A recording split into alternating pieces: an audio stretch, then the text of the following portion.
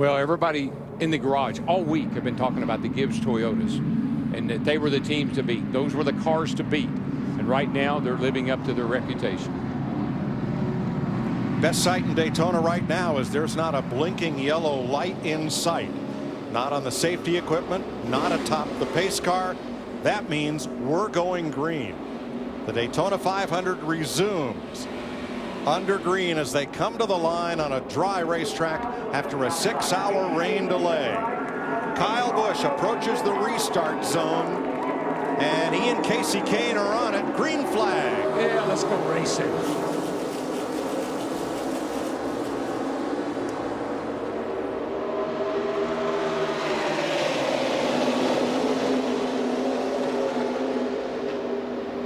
Three Gibbs Toyotas at the top four as Hamlin pulls alongside his teammate Kyle Busch in the yellow car.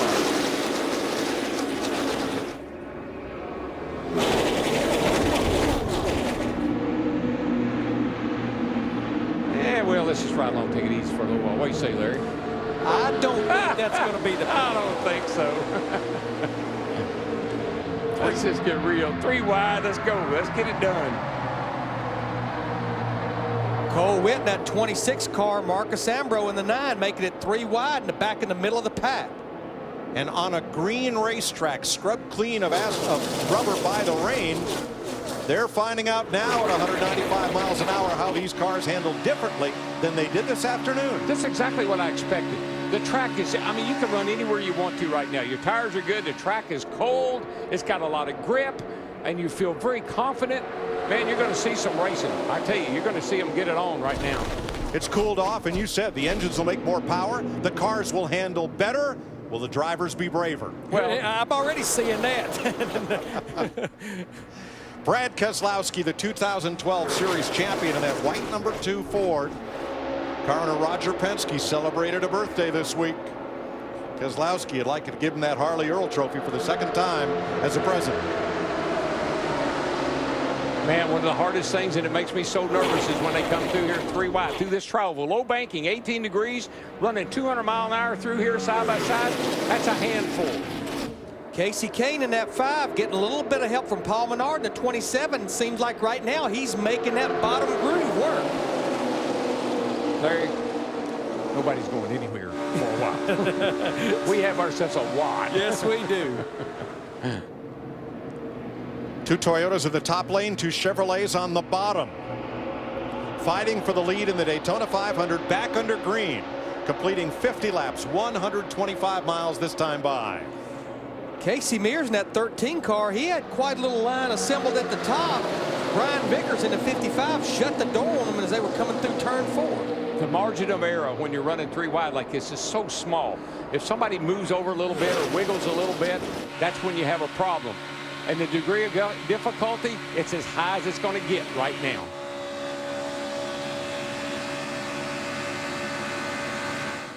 Looking at Keselowski in the middle, and that's where Kyle Busch is right now, because Casey Kane down to the bottom with the 27 of Paul Menard is gunning for the lead. Well, here comes Keselowski into 2 right up behind Kyle Busch in the 18. They're going to try to make that middle work. There's Denny Hamlin, Kyle's teammate. That is 3 wide, 6 rows deep. At 195 miles an hour. Folks, I hope you stayed up and you're ready for some exciting action here at Daytona, because we have got it.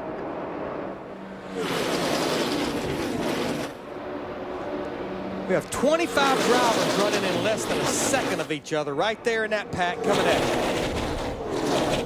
We just couldn't do this earlier today. The track didn't have the grip in it. The track was slick. The cars were sliding around. The guys knew they had to be careful. Now they've got all the grip they need. They can do anything they want to with this race car.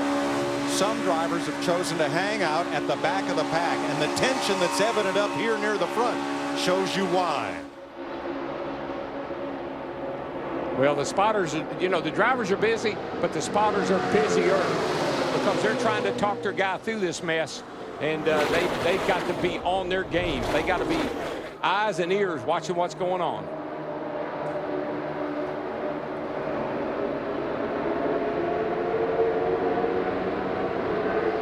And what I love about my driver buddies, they make this look so easy. Nothing to it. We're 3 wide. We're 195, 200 mile an hour. Yeah, nothing to it, folks. These guys right now are about as tight as you're going to get all night long. 2 by 2. 2 Toyotas on the outside, 2 Chevys on the bottom. It's just like Noah's Ark, except Brad Keselowski in that white Ford number 2 right in the middle. Yeah, Noah would have gotten there a little quicker if he'd been in one of these arcs, I might say.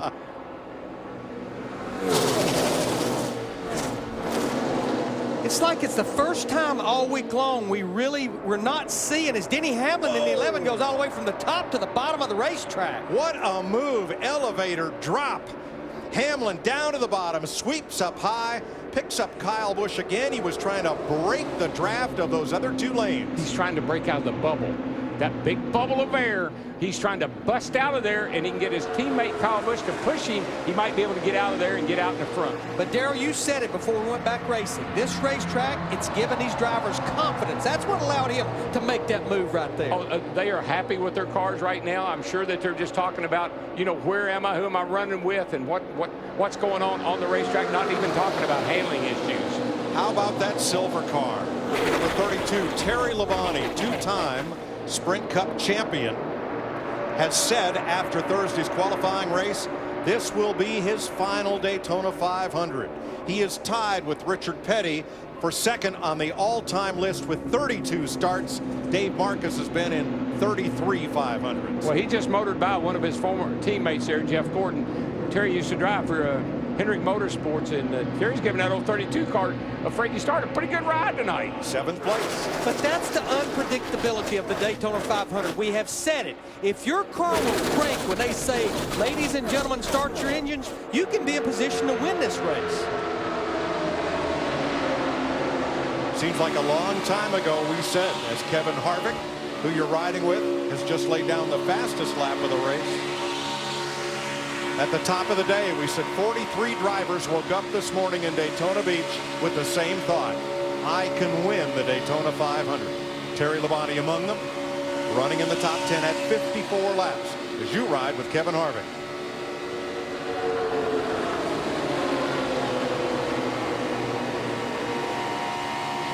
I think our guys are pretty good at prognosticating about who's going to be good, because we know the 11, the 18 are good, the Gibbs cars. Michael kept talking about the Keselowski in the 2 car. He had run with him a little bit. Michael thought he had a really fast car, and here these guys are all running at the front, along with Brian Vickers in that 55 car.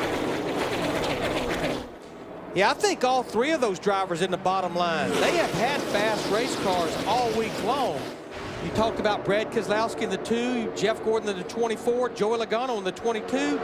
Just this man right here, Denny Hamlin, with what he's done this week, has overshadowed all these other drivers. Oh, the 52 there is falling back. That's Bobby Labonte. He's got something going on, or else he's just trying to get out of there. Up front, Kyle Busch.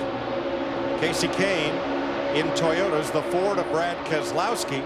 Brian Vickers, Jeff Gordon, Joey Logano, Keselowski. Whatever lane was not on point, the other lane he was leading, and he's finally brought this bottom group right to the front of the pack again.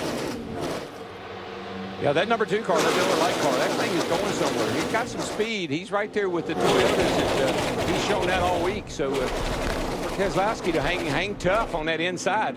Here comes Paul Menard down on the inside in the 27 car. He's got a run going. And he's got a line of drivers he's bringing with him. He's going to have to pull right up there to Jeff Gordon in that 24.